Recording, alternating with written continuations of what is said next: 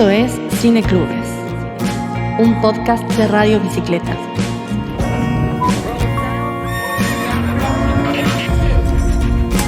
Una ventana al mundo. Una pizarra abierta a nuevas miradas. Un espacio para pensar el cine y el devenir de las imágenes. Esto es Cineclubes, una experiencia sonora que nos conecta con la cinefilia.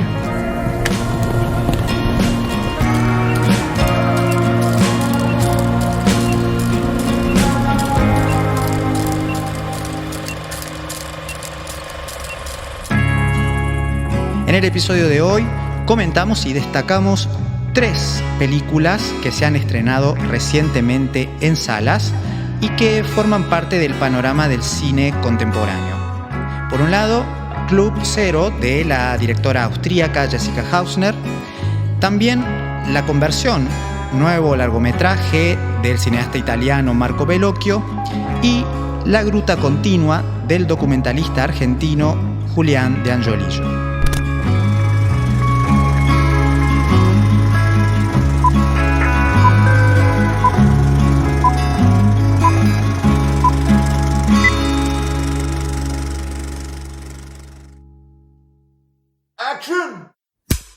¿Cómo les va? Bienvenidos y bienvenidas a un nuevo episodio de Cineclubes aquí en Radio Bicicleta.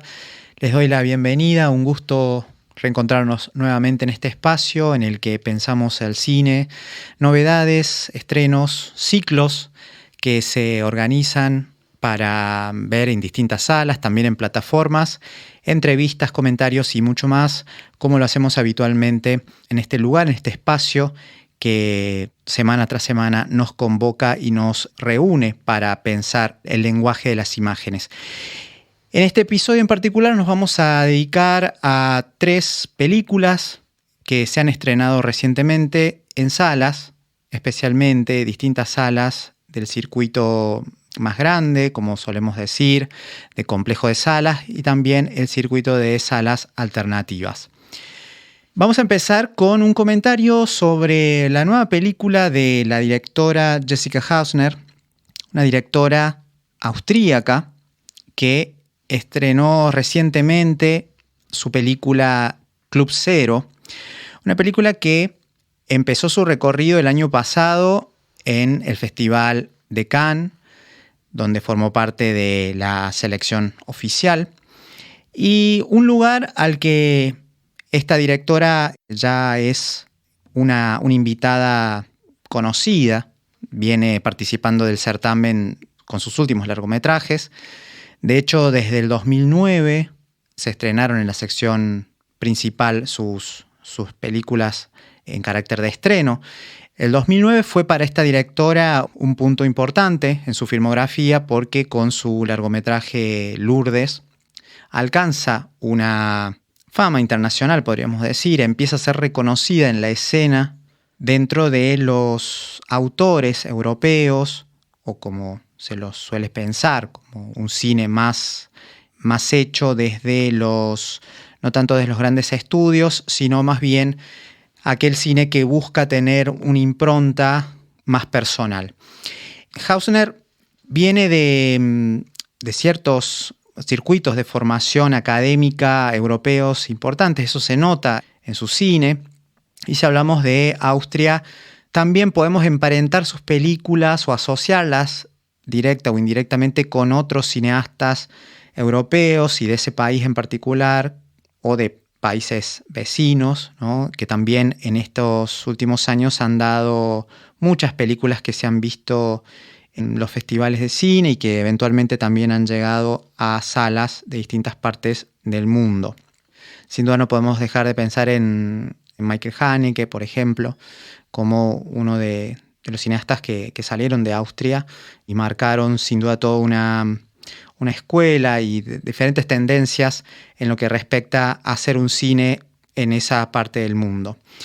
En este caso, Club Zero se propone, a través de la sátira, del sarcasmo, de la ironía, indagar sobre un estrato social específico, tiene que ver con la alta sociedad o una clase muy privilegiada y acomodada en lo económico, algo que ya estaba presente en algunas de las películas de esta directora.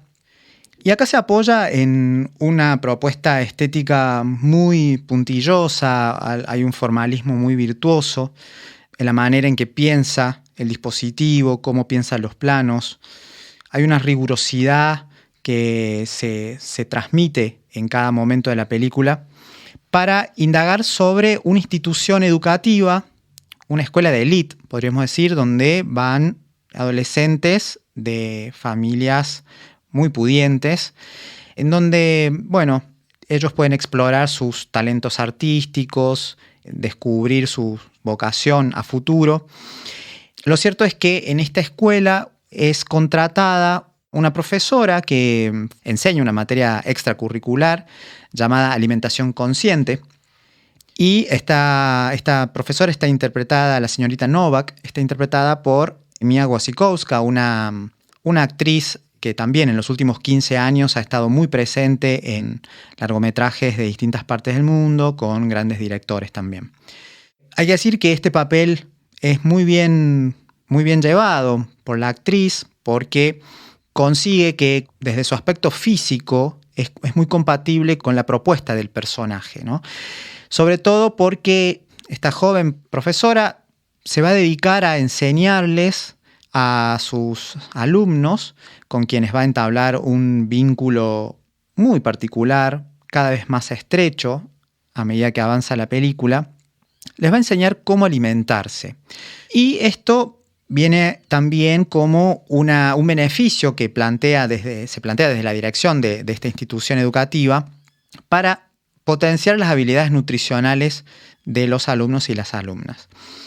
Esta docente va a ir teniendo consignas cada vez más radicales, al punto tal de querer convencer a sus alumnos, proponerles de hecho, suspender por completo la alimentación, ¿no? De ahí hay una idea con esto del Club Cero, que la película va a ir desentrañando, a qué se refiere con esta especie de club o asociación de personas que tienen una decisión respecto a cómo se alimentan.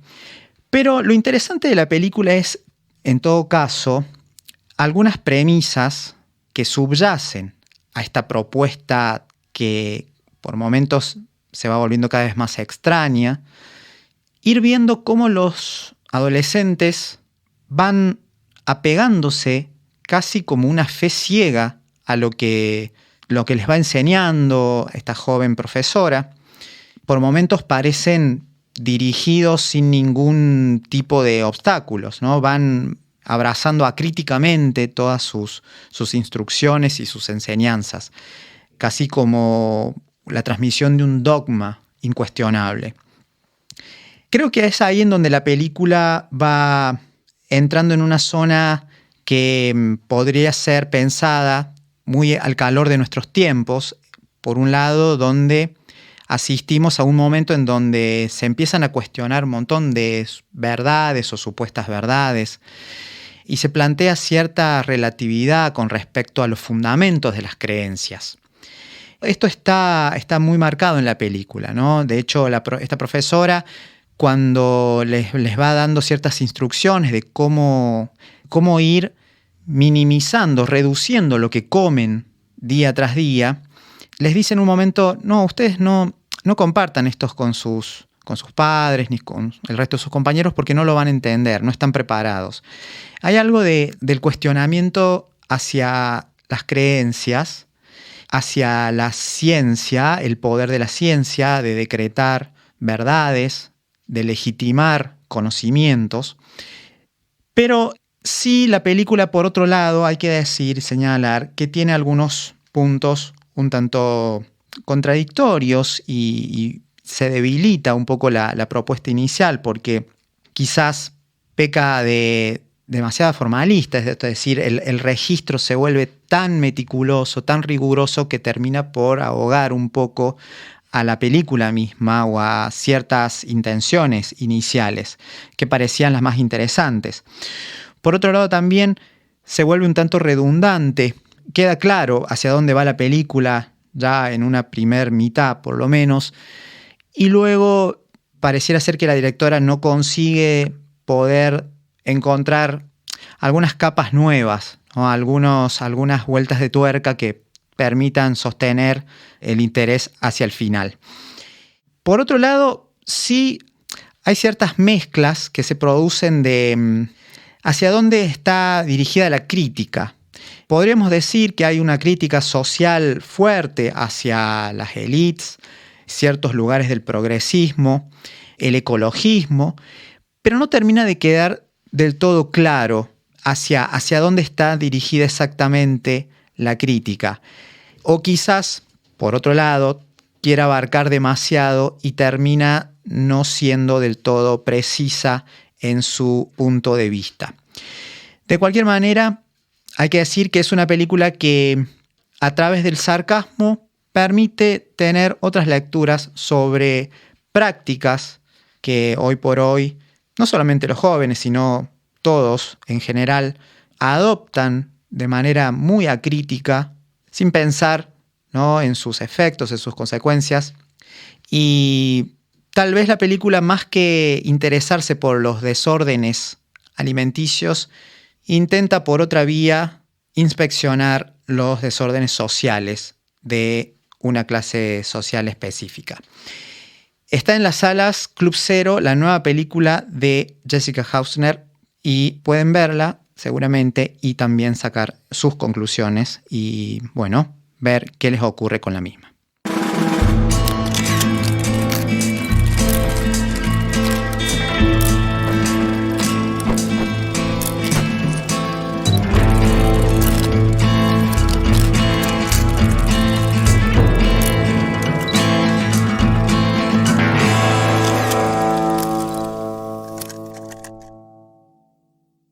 Otra de las películas que llegó a las salas es la nueva producción del cineasta, guionista italiano Marco Bellocchio, un cineasta también de gran tradición, ya con una extensa filmografía en su haber. Desde los años 70, incluso desde fines de los 60, Marco Bellocchio viene ocupando un lugar preponderante en la cinematografía italiana. Y ver una de sus películas en sala, bueno, es una ocasión para no desaprovechar. En este caso, su nueva película, que arrancó también en festivales internacionales el año pasado, se trata de La Conversión, cuyo título original es El Rapto, en realidad. Y me parece que esta forma de traducir o de titular la película tiene quizás una posible lectura también en vista del tono que adquiere el film. En este caso, Bellocchio continúa, podríamos decir, con algunos ejes que han articulado buena parte de su cine. Tiene que ver con una fuerte crítica hacia la institución religiosa. Él no esconde su anticlericalismo radical, podríamos decir, furioso en cierta medida. Esto ya se había notado y lo había dejado muy en claro en películas de principio de siglo como La Hora de la Religión o también llamada La Sonrisa de mi Madre, Bella Addormentata también. Tal vez sí es una película que se podría emparentar por el tono de revisar un hecho histórico más a lo que fue Vincere, uno de esos grandes films del año 2009. Y en este caso, Bellocchio narra con mucha intensidad el secuestro de un niño de 6 años, judío, en la Bolonia del año 1858, en donde el inquisidor de la ciudad primero y luego el Papa Pío IX se encargan de urdir este secuestro, el secuestro de un niño que aparentemente ha sido bautizado dentro del catolicismo en secreto por su nodriza, ¿no?, por fuera del permiso y las creencias y las tradiciones religiosas de su familia. Lo que en principio parece ser un hecho muy local, empieza a tener cada vez más repercusión y las consecuencias se vuelven cada día más grandes. Esto empieza a escalar el escándalo, que implica que un niño sea justamente tomado, apartado de su familia para ser educado por el Papa y por la institución católica, en un momento también, hay que decir, este momento en donde empiezan a ponerse o entran en crisis las distintas posiciones absolutistas de poder, entre ellos también este papado y bueno, en un tiempo en donde el Estado Pontificio justamente ostentaba un gran poder.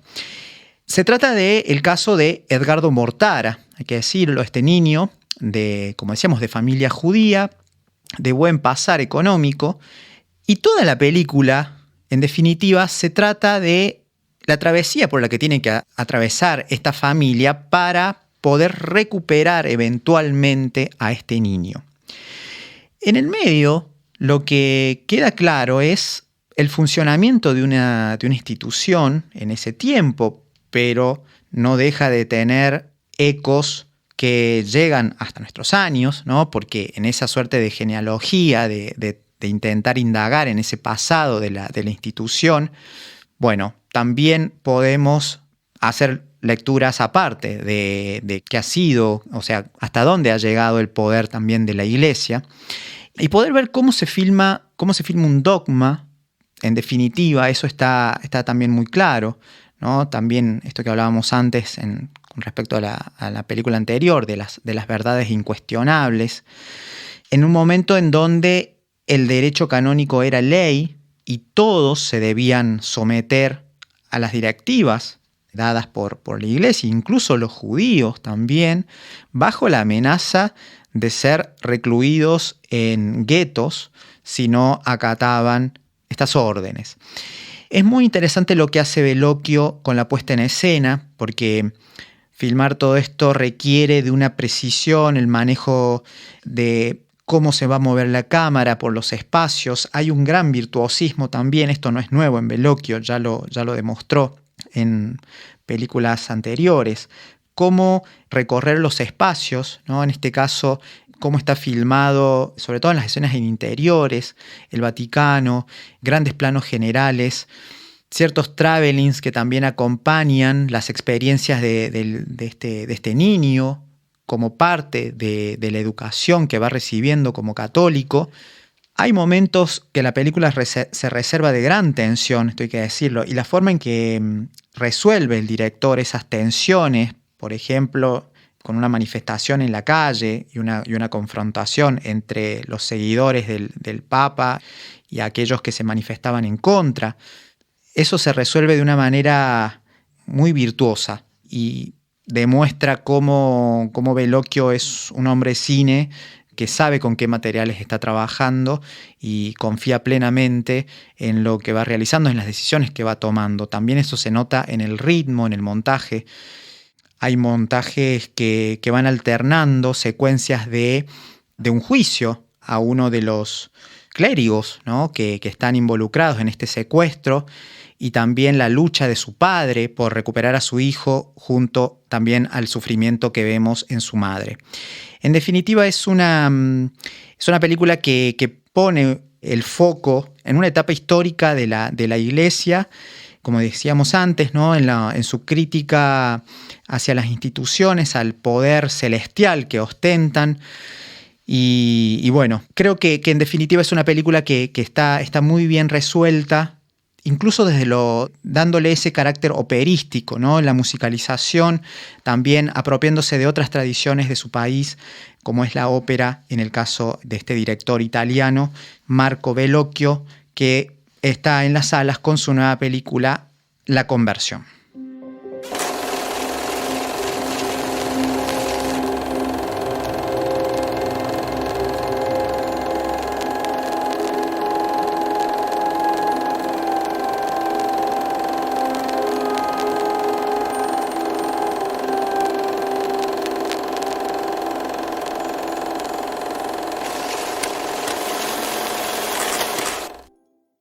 Un tercer film que queremos destacar y comentar es la nueva película del documentalista argentino Julián D'Angiorillo, que llegó a las salas de la ciudad de Córdoba y también de otras partes del país con su nueva película La Gruta Continua, una película que estrenó en el Festival Internacional de Cine de Mar del Plata el año pasado y que de hecho nosotros pudimos conversar con el realizador en ese momento, donde nos comentó detalles muy interesantes de la génesis de este proyecto.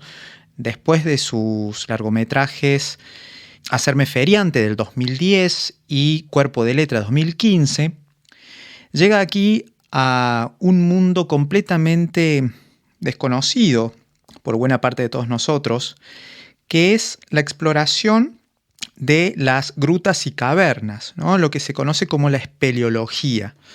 Y él, siguiendo a un grupo de espeleólogos con quien ya había tomado contacto, ya había conocido en expediciones y de hecho había dejado el registro de estas expediciones, se pueden ver ya en un cortometraje que sirve como una suerte de precuela de esta película, llamado Autosocorro de 2014. El director toma contacto con estos especialistas, estos estudiosos, en lo que refiere a la exploración subterránea y empieza a ampliar el campo de estudio, las investigaciones. De hecho, esta película lo lleva a viajar no solamente por distintas grutas de nuestro país, sino también a Italia y a Cuba. Y es una oportunidad para poder acercarnos a la experiencia de vivir bajo tierra o de estar bajo tierra durante un tiempo, algo que le interesa mucho al director, qué sucede abajo en las profundidades y que a su vez nos conecta con otras tradiciones del cine, el cine de aventuras, no solamente dentro del panorama del cine documental, sino también la ficción. Alguien como Werner Herzog había hecho una película en 2011 con La Cueva de los Sueños Olvidados. De alguna manera remite a películas de ese estilo, pero dándole una impronta propia muy interesante. De Angiolillo es muy meticuloso en cómo filma esas profundidades, cómo sigue a los espeleólogos en distintos países. Y esto de la gruta continua, casi que pareciera que nosotros como espectadores también ingresamos a esos laberintos subterráneos que no parecen tener fin, en donde se vive con otros tiempos. De hecho, hay una idea, hay una intuición ahí en la película de cómo es el tiempo en las profundidades, qué lógica rige por debajo de, ¿no?, de lo que nosotros habitualmente vemos en la superficie, cómo se captan estas corrientes de aire de las grutas y cómo eso se traduce en imágenes. Hay intervenciones y participaciones de especialistas que van dando testimonios de las experiencias, los estudios que se van realizando y cómo cada vez se va comprendiendo un poco más de la importancia de lo que ocurre también en estos espacios recónditos, ¿no? Hay algo de pensar en una suerte de vida interior donde otras posibilidades se hacen patentes, ¿no?, para nuestra especie, para entender también quizás nuestros orígenes. La película es muy interesante, de verdad, se la disfruta de principio a fin, porque es también una manera de entender una parte de la historia del siglo XX. En algún momento veremos al Che Guevara también durmiendo en una caverna en los años 60. Ese es un momento también muy destacado de la película, y ver también cómo estas cavernas y estas grutas sirvieron como refugio ante conflictos bélicos. Hay distintos personajes que desfilan por la película y a todos se les dedica un espacio y un tiempo que termina configurando un mapa más que destacable y virtuoso también de este realizador, que emprende esta tarea titánica por momento, muy desafiante, de poder filmar el mundo subterráneo, en especial en lo que hace a la vida o la presencia por debajo en lo que es las grutas y cavernas. La gruta continua entonces llegó a las salas, en distintas salas de nuestro país, y es el nuevo largometraje del documentalista Julián de Angiolillo.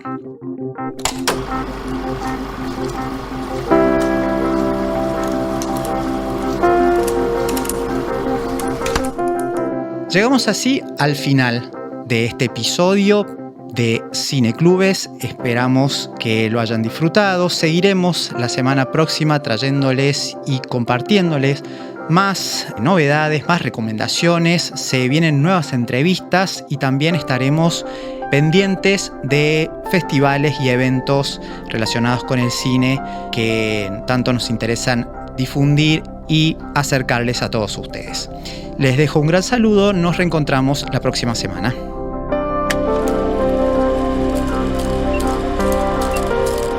Esto fue Cineclubes, un podcast de Radio Bicicleta. Producción general, Evelyn Melano. Operación técnica y edición, Santiago Izquierdo.